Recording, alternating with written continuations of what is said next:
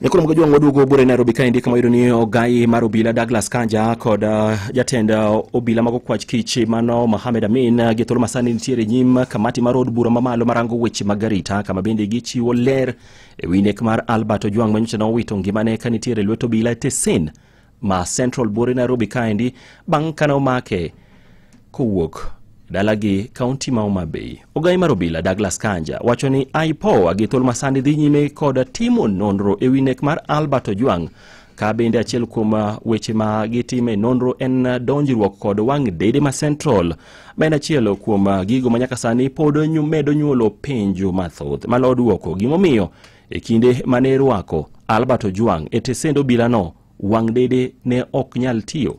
In line with our commitment to accountability and transparency, the service pledges full cooperation and support to the Independent Policing Oversight Authority, that is IPOA, as they undertake a thorough and independent investigation.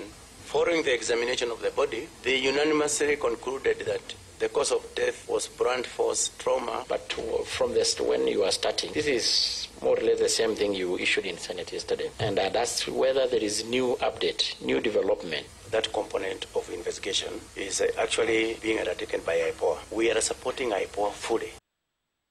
Nyakoro mgajwa korka kore Mohamed Amin ma en jatendo obila mago kwach kich bende ne dwaro mondo mi chiwe ler e tudruok mane nitiere kind apisas mage kaka ne omaki Albert Ojwang kowuok dalagi nyaka gikone no chop kode Tesendo obila ma Central. Ka okoni moko kuom wechego gin mago mabede time nonro ka nitiere apisas mane ochung'ne chenro mag tayo Tesendo obila no ma Central manyaka sani osekawne gi okang'.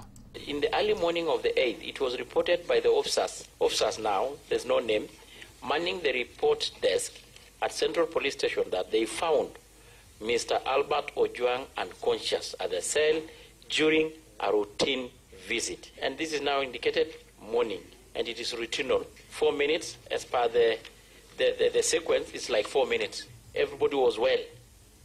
So just come clean on that bit. And Angelecha, you had something? Before that one, there's also the OB for avoidance of doubt, and also, you know, in this case, every minute counts.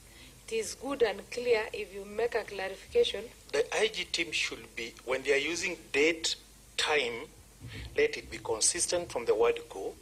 I've said the details of the officer who made the entry, Mohammed Rashid Hilo Abdullah, of service number 86999 Police Constable. Nyakoro mgajwa magitimo